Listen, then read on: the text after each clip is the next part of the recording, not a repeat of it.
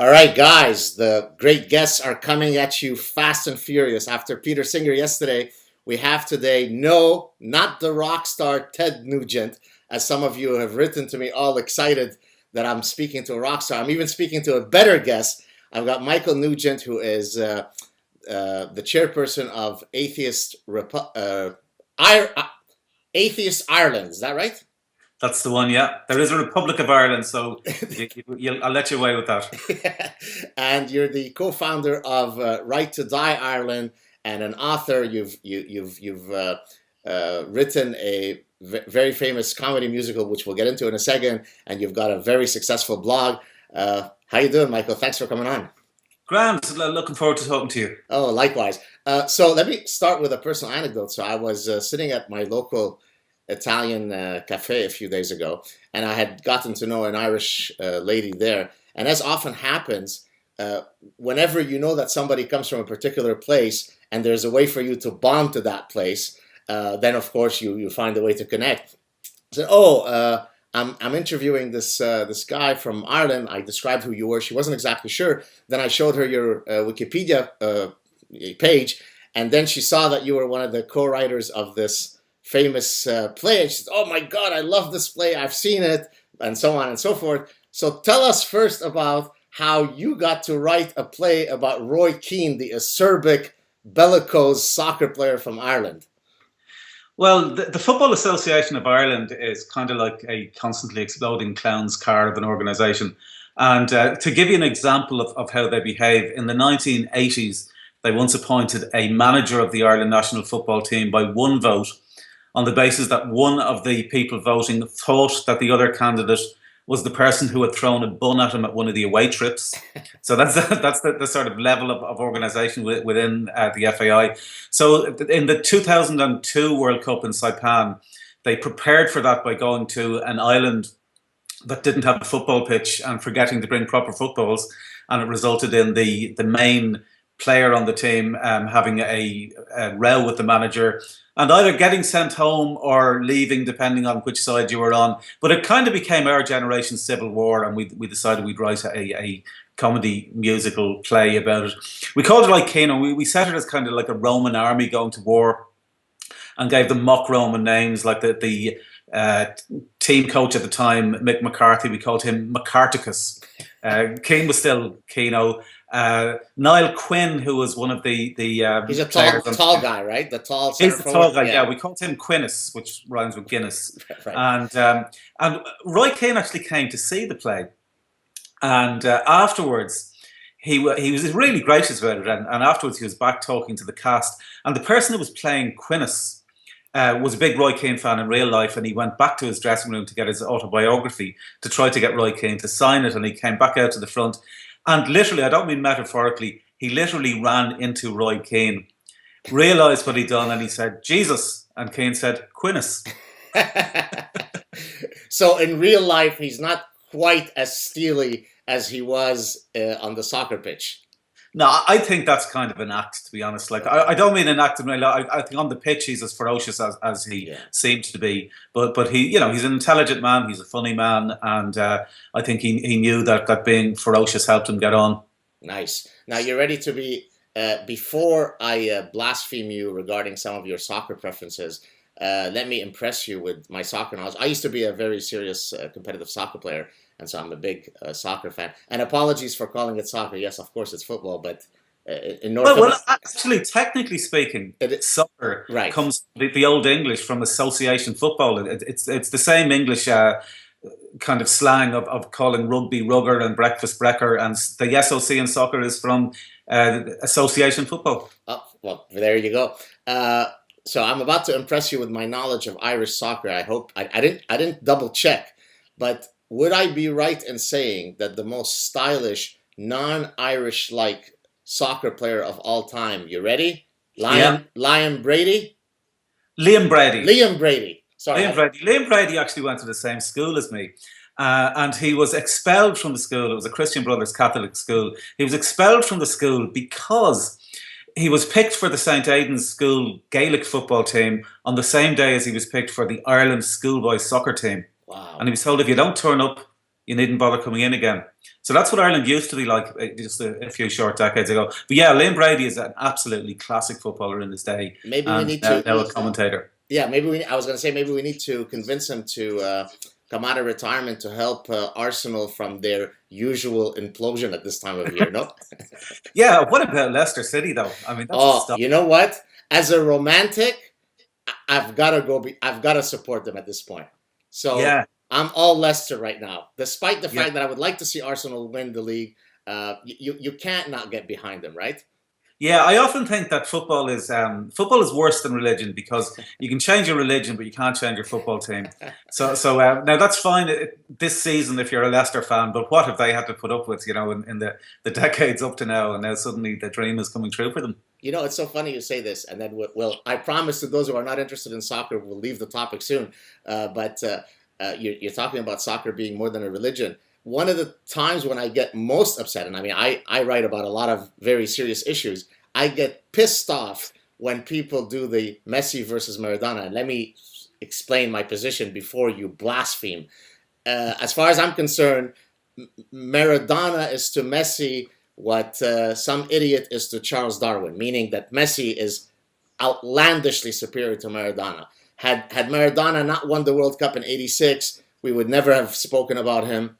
Had Messi won the World Cup, 2 years ago, 8 minutes away from winning it, then there would be no discussion. And so I get very, very upset just at people's thought processes when they argue that Maradona is better. So I understand what you're saying, because I actually genuinely get emotionally angry when I engage some of these folks.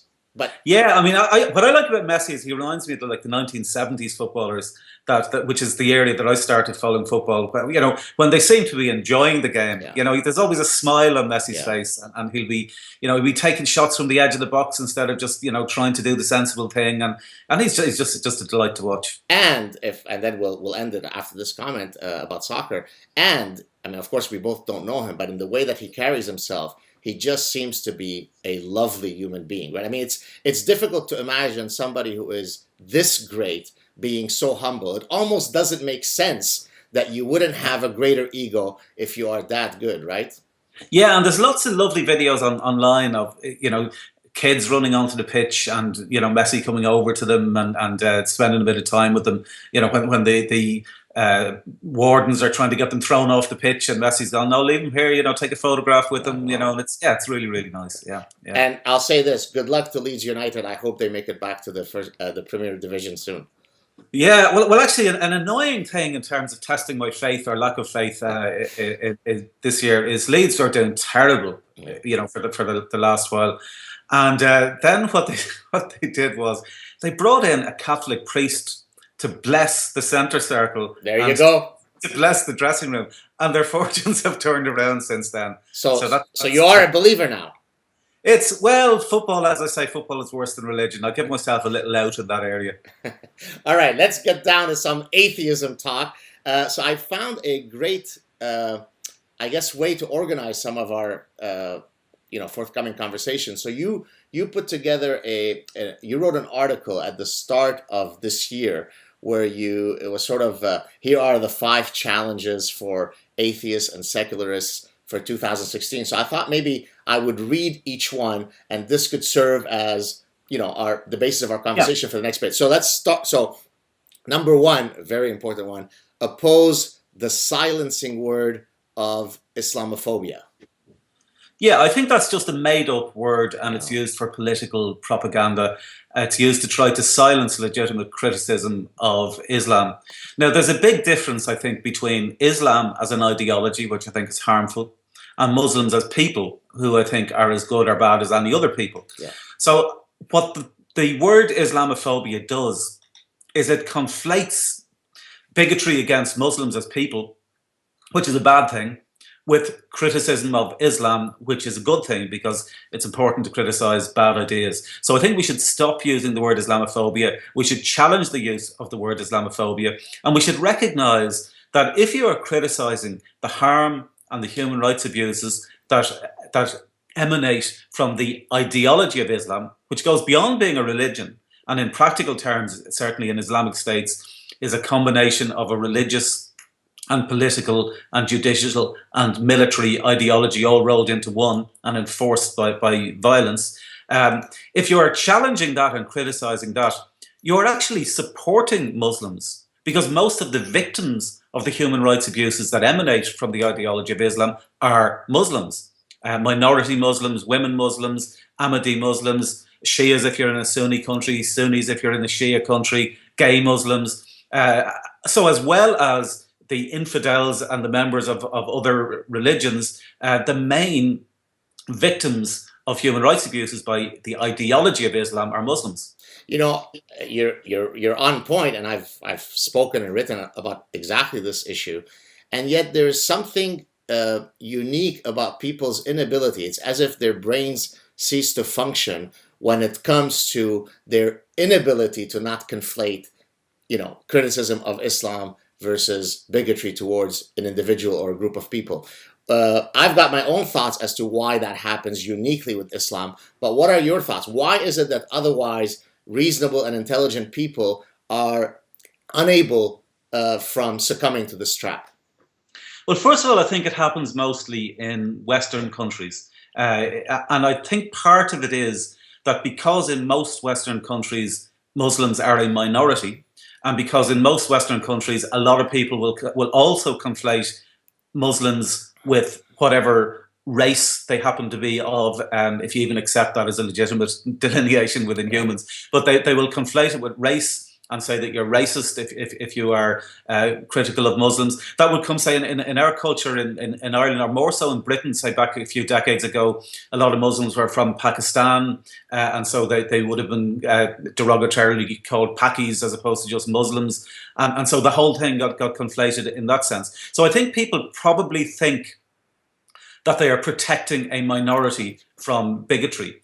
And in many cases they are. Like, there is bigotry against Muslims, and there are people who will conflate race and religion, who are both racists and religious bigots. Right. And so people think that they are protecting a minority, but in actual fact, what they are doing is they are supporting an ideology. They could still protect those people from bigotry by saying we're opposed to religious bigotry. Yes, and we will protect the rights of Muslims to be treated equally before the law, to be free from discrimination, to have the same rights of freedom of conscience and religious belief as everybody else has. But then on top of that, you have at the United Nations, you have the Islamic states using the phrase Islamophobia to knowingly conflate criticism of Islam with criticism of Muslims, and to try to pretend that they are protecting Muslims, whereas in actual fact, they are the greatest human rights abusers of Muslims. Exactly. Now, as you, of course, know, the OIC has been involved in a concerted effort for many, many years to try to pass a sort of universal dictum that makes it illegal. Now, of course, they say criticize all religions, but they couldn't give a damn about the 9,999 other religions. So in the context of, say, I know that there are blasphemy laws in Ireland. Can you talk about the attempts of the OIC and contextualize it in relation to what's happening in Ireland with your blasphemy laws? Yeah, well, we passed a new blasphemy law in 2010, which is outrageous. We're the only sort of civilized, modern, Western democratic state to pass a new blasphemy law in the 21st century. The other states have, anachronistic blasphemy laws on the books from centuries ago or decades ago that they haven't got rid of yet. We passed a new one. When we passed that law, the Islamic states started to use wording from the Irish blasphemy law as what they wanted introduced internationally. As part of this whole package, as you say, that sometimes they'll call it making Islamophobia illegal, sometimes they'll call it blasphemy, sometimes they'll call it apostasy, sometimes they'll call it defamation of religion. But ultimately, it's the same thing. It is about controlling criticism of Islam, because they don't mind criticism of other religions, as you say, in the states that they run. And then in some states, like when the OIC was citing Ireland's blasphemy law, they were being represented at the UN at the time by Pakistan was their spokesnation. At the time, there's a Christian woman called Asia Bibi who is facing execution for blasphemy in Pakistan for allegedly blaspheming against the Prophet Muhammad. It was actually a row between neighbours that got translated into a blasphemy allegation. And two politicians in Pakistan who spoke out in her favour, the governor of Punjab, who was a Muslim, and the minorities minister, who was a Christian, were both murdered after they spoke out for her, one by his own bodyguard. And then when his bodyguard was taken to court for that murder, there were other lawyers throwing rose petals at his feet as he went into court.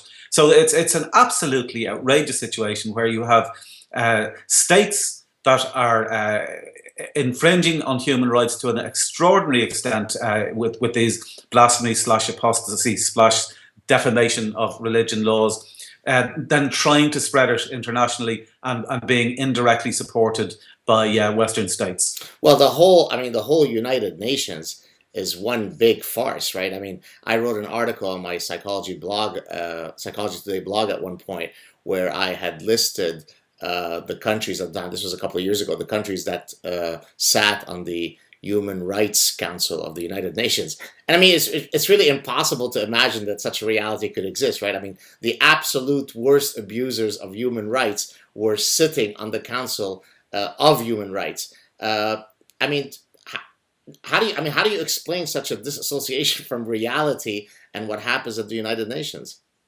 Well, there's two different types of things that happen at the United Nations in terms of human rights treaties.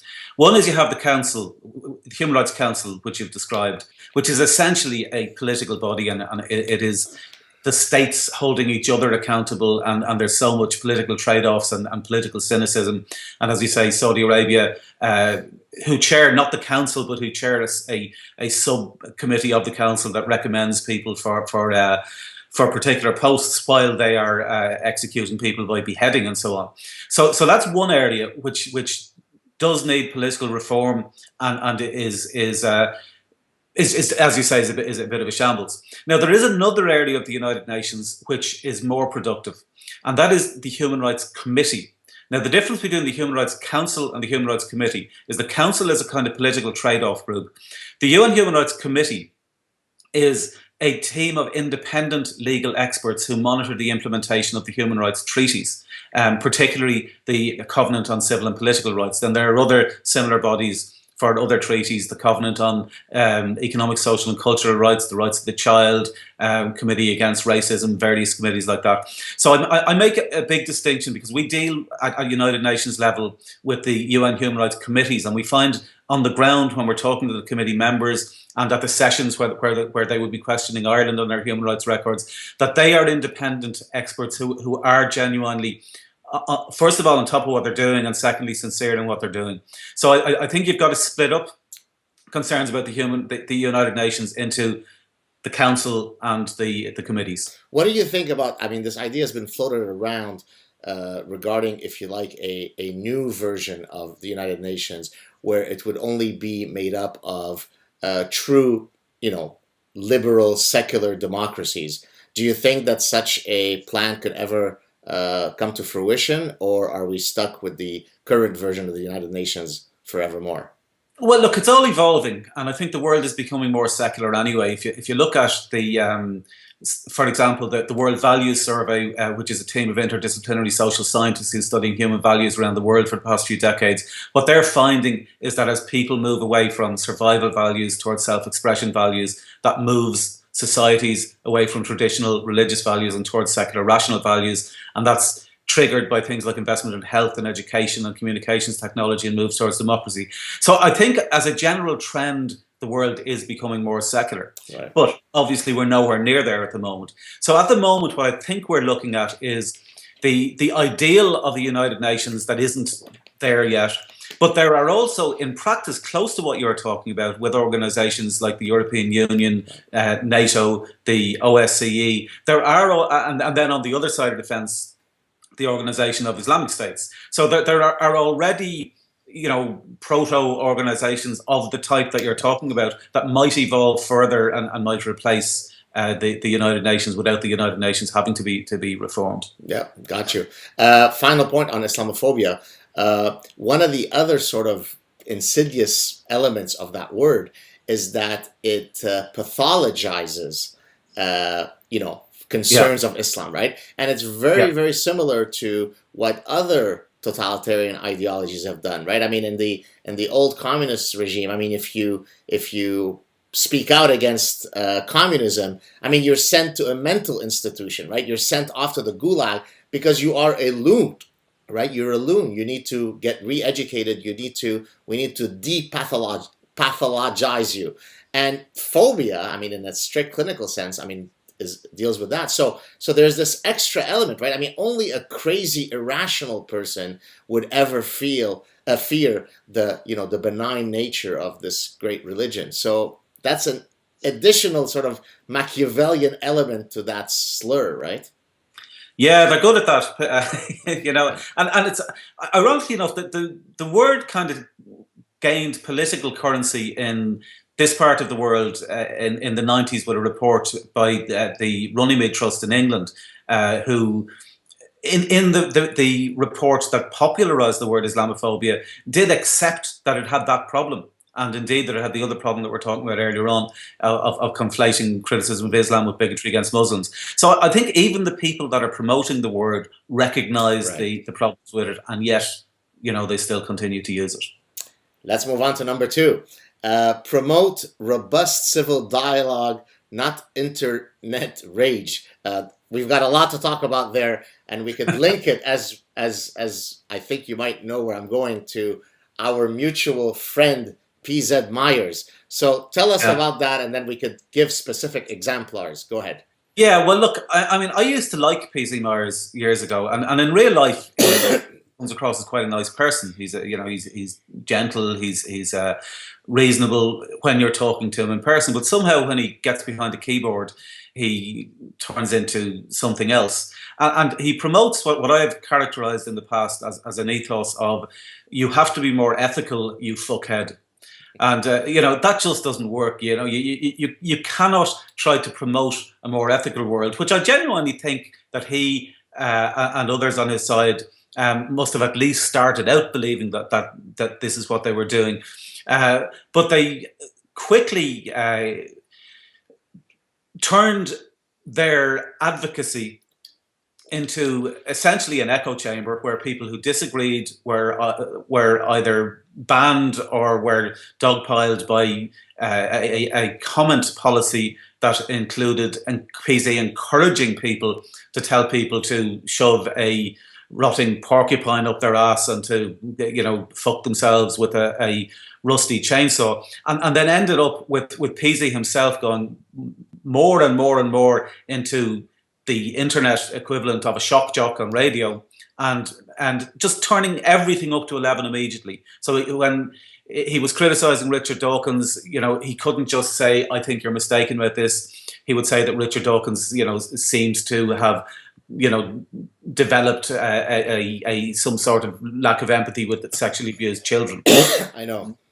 And then would leave comments on his blog saying things like, Richard Dawkins, if he isn't actually a paedophile, he's very close to wearing the uniform of one. Richard Dawkins and his rape apologists can go fuck a socket. So he would leave those type of comments on his blog, and yet when people would defend Richard Dawkins against these type of things, he would say, "We don't need any more of your hero worship around here. Fuck off." So I mean that kind of behaviour, and what's kind of strange about it is because it happened relatively gradually. I think a lot of us became immune to how outrageous it was, and we were kind of reasoning with it and with him as if this was normal behaviour. But what I find is now, if I'm talking in retrospect, now that it's all behind us and he's lost the influence that he used to have, and I'm, say, telling people who aren't involved in the atheist community about it, they're absolutely stunned. They're saying, "What? Is this?" And then I tell them that this guy is a university professor, and they go, "What?" So it's, I think what we've got to do is we've got to recognize that you can and should robustly criticize bad ideas and hold people accountable for bad behavior without just descending into that level of abuse and without normalizing that level of abuse. Well, I'll tell you how he got on my radar. I had no idea who this guy was until Uh, so let me backtrack a bit. I think in 2010, there's a evolutionary psychologist who's a professor at London School of Economics, uh, Satoshi Kanazawa, who was a very, very. Are you familiar with this case? Do you know where I'm going with I'm this? not. No. No. Okay. So let me give you a bit of the background. So he was a very, very popular blogger at Psychology Today. He was a bit bombastic in his style, always pushing the envelope. And at one point, he had written an article where he was describing someone else's research that had come to the conclusion that, on average, people find black women as less attractive than other women. I don't remember the exact details, and the way he had phrased his title and so on. I would have gone with a slightly tamer style. Of course, there was a huge backlash against him. He should be feathered. He should be tarred. He should be killed. He should lose his tenure.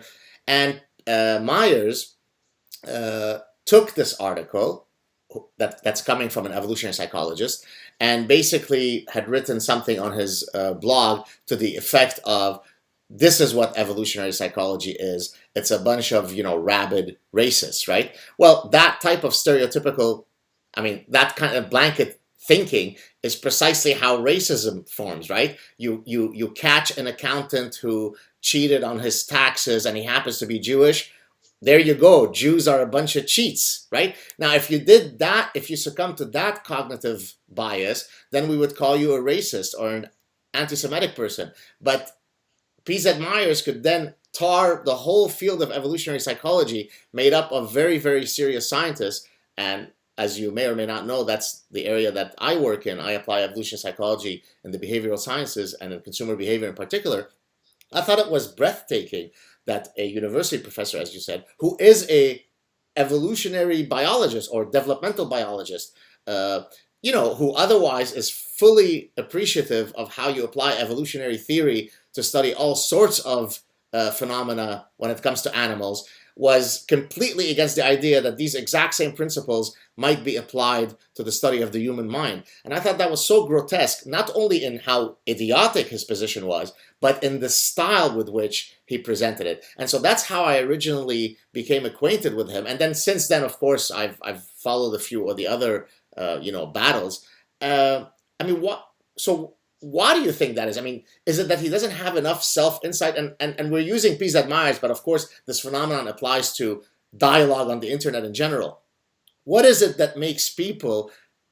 it's not like he can hide behind anonymity, right? Because oftentimes you say, people behave poorly on the internet because they're anonymous. Well, he's not anonymous. So what is it that makes him be such a bad guy in his online persona? And yet, as you said, when you meet him, it doesn't seem to jive with that persona. What's going on?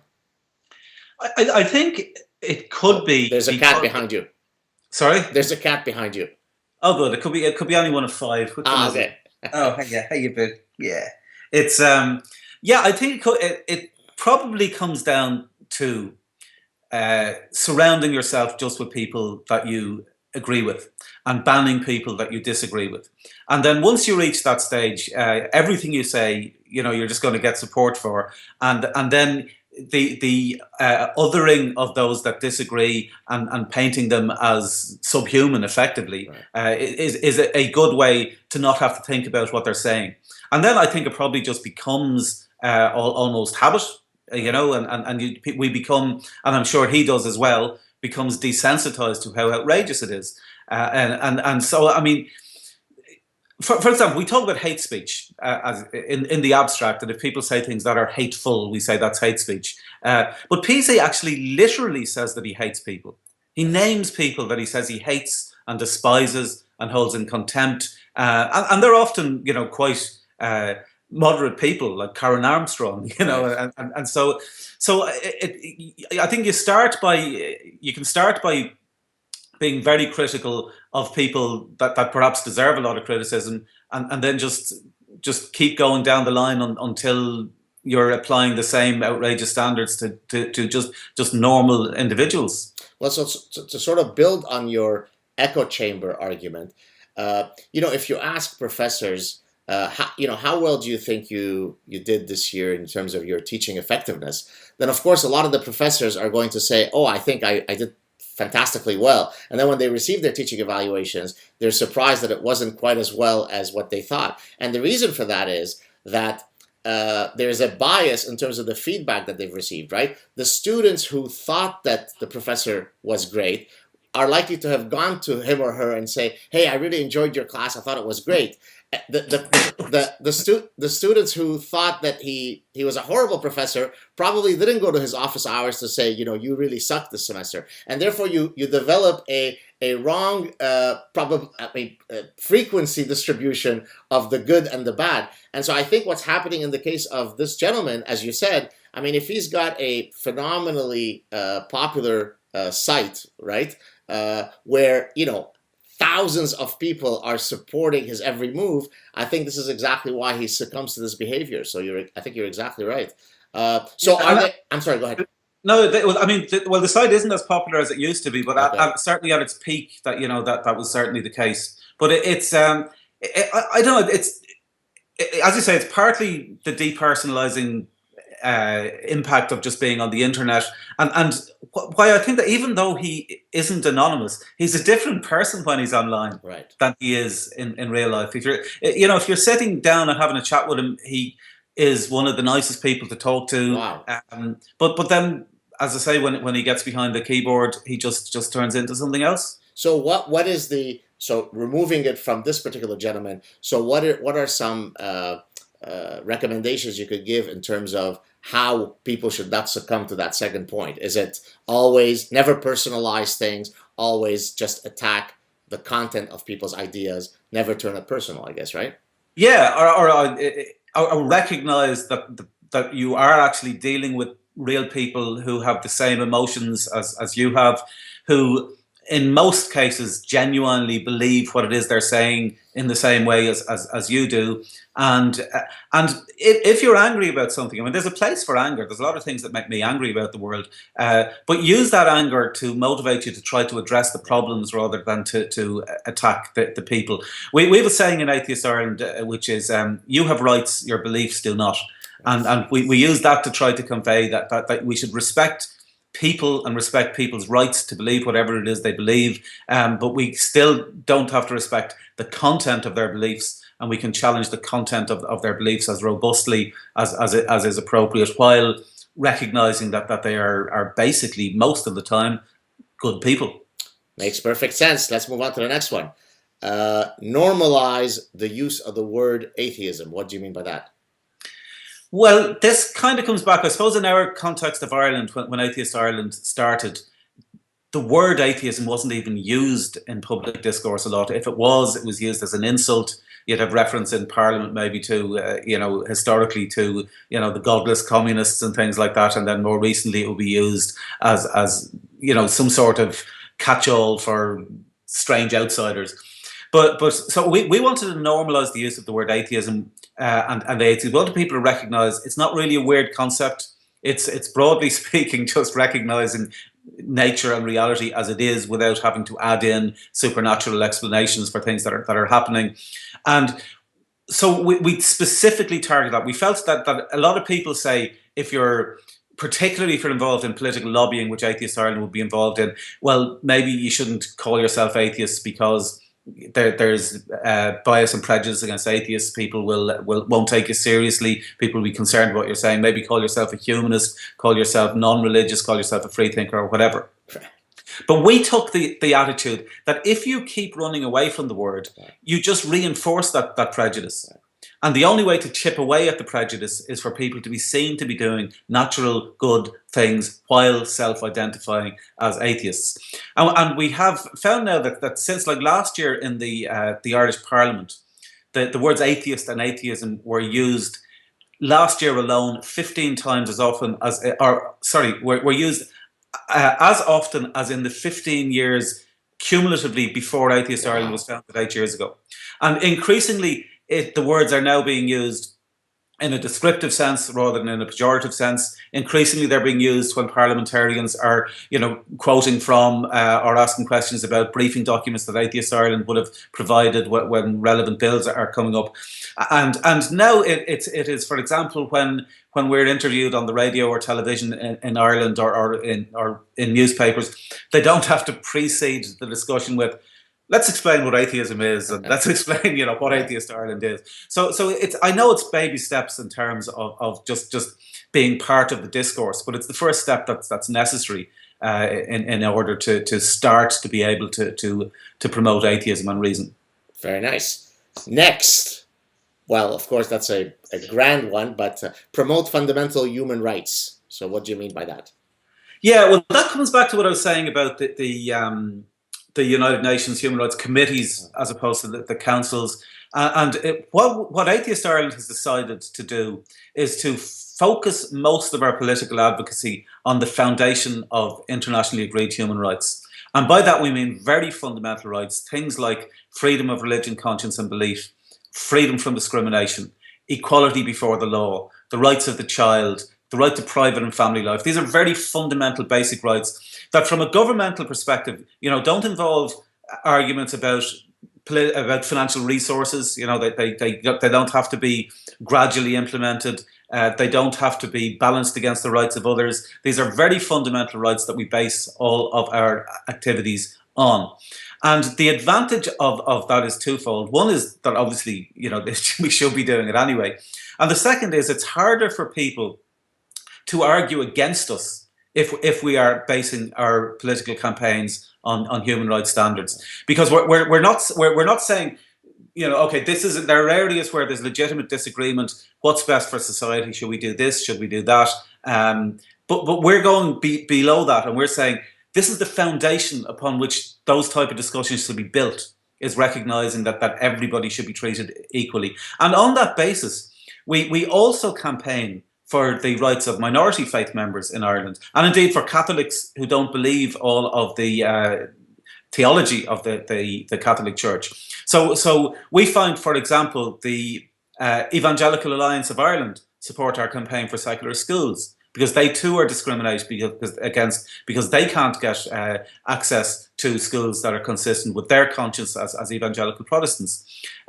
We find that whereas the Islamic organizations are looking for Muslim schools, some of the Muslim parents are looking for secular schools, right, for the same reason, that you'll only get at most a small number of Muslim schools, and Muslims throughout the rest of the country aren't going to have access to them.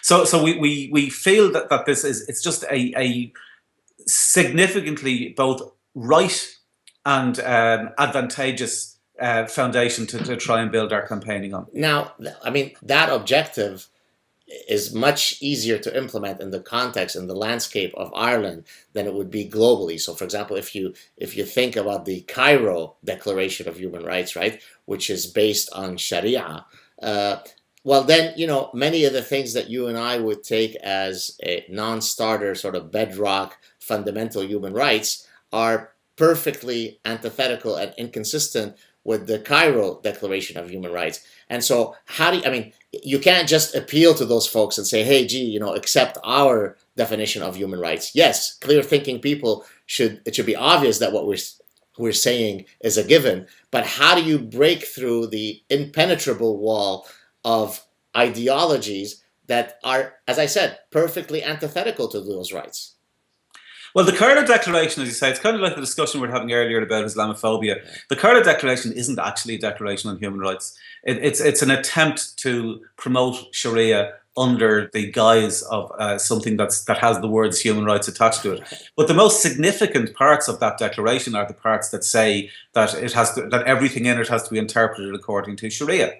So that's actually, it's the Cairo Declaration on Sharia. It's not the Cairo Declaration on human rights. So ultimately, yes, you're right, first of all, in your first point. What we're talking about is in terms of the human rights things, is advantageous in terms of Western secular liberal democracies. That's where it's useful to focus on that, on those issues. In Islamic states, and I don't mean just Islamic State as the the current entity, but in states that are governed by Sharia, it is a much more difficult problem. But if you look at the world that we live in today, compared to the world when we were kids, we've seen the fall of the Berlin Wall. We've seen the end of apartheid in South Africa. We've seen the collapse of the Soviet Union. We've seen, not quite as dramatic because Ireland was never as bad as those places, but we've seen Ireland become the first country in the world to legalise gay marriage by popular vote as opposed to by courts or by parliaments. So we're living in a world where even in the most oppressive, seemingly unchangeable regimes, that change can happen, and indeed has happened in the Middle East and North Africa and the places that are most influenced by Islam. Hasn't happened necessarily to the better, but is still in a volatile state where political changes that would have seemed unthinkable a short time ago are always possible. Now, nobody knows what's going to trigger those changes. And I'm not saying that atheist advocacy is going to trigger those changes, or that anything specifically will. But something will happen. Right. Something will trigger, just something, maybe something accidental, or something just in society. Something will happen that will trigger those changes. And when that does happen, then all of this work will retrospectively have become useful. So I think what we've got to do at the moment is try to bring about or protect changes in the Western world, and try to stand in solidarity with those people in Islamic states and indeed in other non-Islamic repressive regimes who are trying to bring their societies forward in terms of just basic values. And so related to this point is the idea of when you have immigrants that come from some of these cultural and religious backgrounds coming to the West, then of course there is a clash. Some people like to argue that there isn't a clash, but there is a fundamental clash of values. Now, of course, if you subscribe to the political philosophy of multiculturalism, where we should not criticize others because who are we to judge others? It's cultural relativism, moral relativism. Then even criticizing something as grotesque as child brides or honor killings or female genital mutilation becomes something that you're reticent to do, lest you might offend the sensibilities of the other. So I'm assuming that your position is that, hey, people are welcome to join us in our secular liberal democracies as long as they leave those values that are antithetical to our values at the door, correct? Yeah, exactly. Look, we in the Western world, we have broadly advanced beyond the stage that people are relying on religious diktats for their morality. We broadly recognize that morality is based on human attributes like compassion and empathy and reciprocity and cooperation and fairness and justice. And we've broadly built societies that are based on recognizing human rights and increasingly recognizing it with more nuance and increasingly recognizing the rights of non-human animals. So we're moving towards a society that isn't based on religious diktats written thousands or hundreds of years ago that say that even if this is the most compassionate thing to do, you still shouldn't do it because somebody wrote it in a book. If you look at Islam, one of the most significant passages in the Quran is where it says that you should flog adulterers a certain number of times and don't let your compassion stop you while you're doing it. Now, clearly that second bit had to be added in because there were Muslims who were going, look, this is disproportionate, this is unethical, we shouldn't be doing this. And so what any theocratic, and indeed you could extend this to secular ideologies like communism and fascism and so on, any ideology that is based on faith and dogma is going to be worse for people than ideologies that are based on compassion and empathy and human rights as we understand them in the West. So I'm quite happy to say that I believe that Western liberal democratic values are objectively better for society and for people than are the values that are espoused by Islamic states. And if people want to be part of our society from wherever they come, I don't mind what they believe, but they should be held accountable in their behaviour to the laws of the land in the same way as everybody else is. I mean, it seems so extraordinarily simple to understand this. and yet people are infected, I mean, literally with a virus of the human mind that does not allow them to process this breathtakingly obvious statement that you just said. So Yeah. hopefully your Again, work. what I think it comes down to is some people uh, genuinely but mistakenly believe that what they are doing is protecting vulnerable minorities. Right. And that's a, a valuable goal to have, but that's not what they're doing in this case. Because even if you take uh, Islamic communities within the West, there's repression going on within those communities in terms of the Sharia courts and in terms of the pressure that is put on women and certainly if you're a gay Muslim, even if you're in the West, you're in a slightly better position than being in an Islamic state. But you are still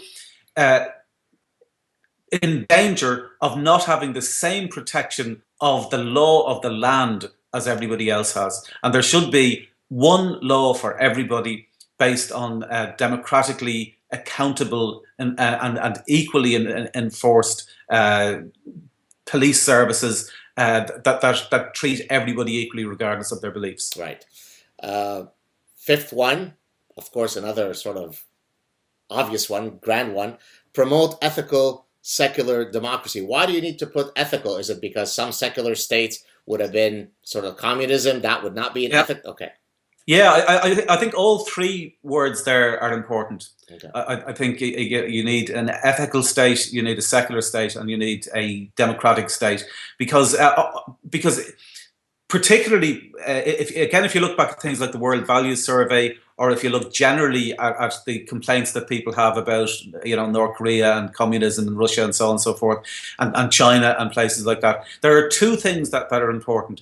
And if you look at societal outcomes in countries that have ethical secular democracies, you'll find that in countries like Scandinavian, Northern European countries, places like that, that they have, and in America, the more liberal secular states have better outcomes than the Bible Belt states. You'll find that there are less murders, there are less teenage pregnancies, there are less abortions, there are less of all of the things that religion is supposed to protect us against, and that secular and atheist people are found in surveys to be less nationalistic, less ethnocentric, less racist, less prejudiced, and more politically tolerant. So I think all three of those aspects, ethical secular democracies, are what are needed to bring about both human rights and the best societal outcomes. Now, in terms of Ireland, we have specific issues that we need to do here. They involve things like removing our blasphemy law, bringing about a secular education system. Currently, the Catholic Church runs 90% of Irish primary schools and runs them with a Catholic ethos running through the entire curriculum, and with exemptions from our equality laws that allow them to discriminate against, but not only families, but also against teachers. We have religious oaths for president and judges and members of the Council of State, who includes the Prime Minister and so on. So, which means, ironically, that if you were charged with blasphemy in Ireland, you could only be tried before a judge who has sworn to ask God to direct and sustain them in their work. Right. So there are those specifics that will be different to each country in terms of how you build an ethical secular democracy. We also work alongside other groups, other advocacy groups that are discriminated against in other areas. Some there's an overlap in terms of women's rights and in terms of gay rights, where religious bigotry built into our constitution has led to a range of discriminations against different groups, and others where the discrimination, for example, the travelling community in Ireland is very much discriminated against, and other groups that we will try to work alongside to get human rights for everybody. Nice. Now let me give you an optimistic good news and a pessimistic one. I think it is completely conceivable that if we had a crystal ball and we could look 100 years from now, that secularism will have spread more than it has today. Now, here's the bad news from the perspective of two non-believers.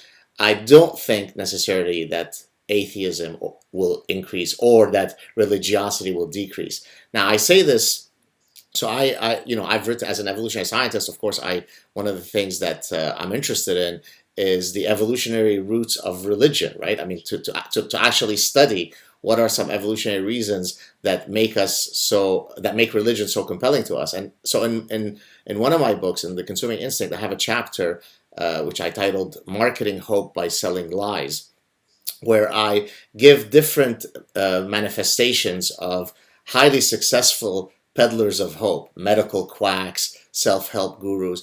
Well, no peddler of hope is greater than religion, because it ultimately, quote, solves for me the greatest, most fundamental problem, and that is my existential angst, right? I really don't like the idea that you and I will not be sitting here in 100 years having another great conversation. And if I've got if I've got a cholesterol problem, I go see my physician, he gives me the Lipitor pill, and everything is good. But I've got to solve that existential problem, and I need a pill. And that pill comes very nicely packaged in the form of religion. And so, to the extent that we've got a prefrontal cortex that is aware of our looming mortality, I think it's going to be very difficult to remove religiosity as almost the default position of people. So you and I think, will always be in the minority in our non-belief, because it's certainly a lot more comforting to belief. What do you think? Well, okay, I think that what's happening is that, first of all, I think science is gradually replacing the religious worldview of reality, and that's becoming harder and harder to sustain. I think that ethical secular democracy will, over time, replace the religious views of morality as being based on, some supernaturally revealed instructions that you have to do.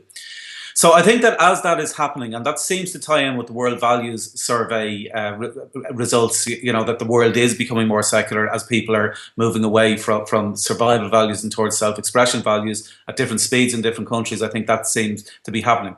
Now, what then I think is likely to happen, and is happening, is that you get two responses from people. One is either they will accept this new reality and will become more, if not necessarily atheist. And the other is you will get people who will resist the new reality and will become more fundamentalist. So I think you'll get simultaneously a rise in secularism and a rise in religious fundamentalism, and that the kind of moderate religious middle will be squeezed at both ends. Now, the other thing that I think is pretty significant at the moment in terms of Catholicism is that Catholicism is now becoming, by that I mean Roman Catholicism, is becoming increasingly a religion of the developing world. There's 2/3 of Roman Catholics are now in Southeast Asia, Sub-Saharan Africa, Central and South America, whereas 100 years ago, the vast majority of Roman Catholics were in Western Europe and North America. So the Catholic Church, which is the biggest single Christian institution, is increasingly, and under the current Pope, who for example recently endorsed an organization of exorcists, and who talks about the devil as a person more frequently than previous popes does, who is essentially a pope of the global South, with good PR in the global North, but is essentially a pope of the global South. We're going to see that, plus Islam resisting the advances of secular democracy. Who knows how it's going to work out? I tend to be optimistic. I do think that in the overall sweep of history, that the world is becoming more secular. But I take your point that it's not going to be an easy route, and a lot of people probably won't take the extra step of self-identifying as atheists, Right. and will just go along with just going for a more tolerant society, where they will say, yeah, we respect other people's beliefs, which I mean, ideally they shouldn't respect the content of other people's beliefs, but if people start behaving respectfully to each other, that might be as much as we can hope for in pragmatic terms. Well, I think one of the difficulties of fighting against religiosity, and I use here a analogy to consumer behavior. So if a firm is trying to target children to sell them chewing gum and cereals, well, there are ethical, moral, if not legal, rules that say you're not allowed to target this child if he or she is below a certain age, because they don't have yet the cognitive apparatus to counter your persuasive intent. Of course, on the other hand, when it comes to one particular product called religion, the baby comes out of the womb and have at him, right? So it, on the one hand, I'm unable to target a child to sell them chewing gum if they're under 8 years old or whatever the number is, but I could give them my preferred religious narrative from the age of 0. Well, how could the child ever hope to stand a chance against that dogma? So in other words, what I'm saying is it's almost the default value for people to grow up being religious. You and I will always be in the minority if the landscape remains the way that it is now. And so it's in that sense that I'm pessimistic. I'm not at all pessimistic about the spread of secularism, but it's just so difficult. It's a lot easier to spread secularism than to eradicate religiosity. Yeah, I think what you've got to do is move below religiosity and challenge the concepts of faith and dogma themselves. As I say, whether they're applied to religious or to secular projects. Now, the difference between them being applied to secular projects, like I was at that movie the other day, the Big Short, about some of the guys who figured out before the housing bubble burst in America, figured out that they followed the evidence and they went, okay, this is going to happen. They were effectively betting against the housing market. The banks were taking their money happily because they thought that they were idiots, and but they turned out to be right because they were following the evidence, and the banks were effectively the equivalent of religions. They were just there. They had faith in the system that was there, and they had faith that people would always pay their mortgages, and they had faith that the housing market would never collapse. So but the difference between that type of faith and religious faith is that type of faith, as was shown in that eventually bumps into reality, and eventually the market does collapse, and so people go, oh right, well we've got to change our views. Whereas religious faith hides its testability in this imaginary afterlife, and so it manages to survive for longer than it should. So I think if we are prepared to equate secular faiths with religious faiths and secular dogmas with religious dogmas, and then collectively challenge the concepts of faith and dogma themselves rather than just attacking religion, I think that might be a way to enable some people to come around to it in a way that they mightn't if you just seem to be attacking only religion. Very nicely put. I'd like to, as I always tell my guests, and I'm being truthful, I could keep you here for another 5 hours chatting, but we need to end it soon. I'd like to end with a great quote, and you tell me who wrote this quote, because I think it's fantastic. So here we go. You ready? Okay, go ahead. All right, here we go. So bear with me. So this is to the point that atheists are arrogant because they don't believe that now the quote begins here, that the most powerful being ever created a universe of over 100 billion galaxies, each with over 100 billion stars like our sun, which existed for 14 billion years, and then picked one of the 100 billion galaxies and picked one of the 100 billion stars in that galaxy and picked one planet revolving around that star, and of the million species on that planet, he picked one animal member of all those species and said, I love this conclusion, I've really got to tell that guy to stop gathering sticks on the Sabbath. Yeah, it's an extraordinary set of priorities for somebody should be so busy. For those of you who haven't figured it out, that's a quote from Michael. As I was going through your website, looking at some of your articles, I read that and I said, "Oh, that's fantastic! I have to mention it tomorrow." So, folks, go check out Michael's blog. Is there anything else that you'd like to promote? I will put in the descriptor below the clip whatever you'd like me to, but if you'd like to say something right now to promote a project that you're working on or anything else that we haven't touched upon, please do so now. One thing that we haven't touched on, which is I'm also involved in a group called Rights to Die Ireland, which campaigns for assisted dying. My late wife died of cancer a few years ago, and when she was dying, she had made preparations to be able to take her own life if she needed to.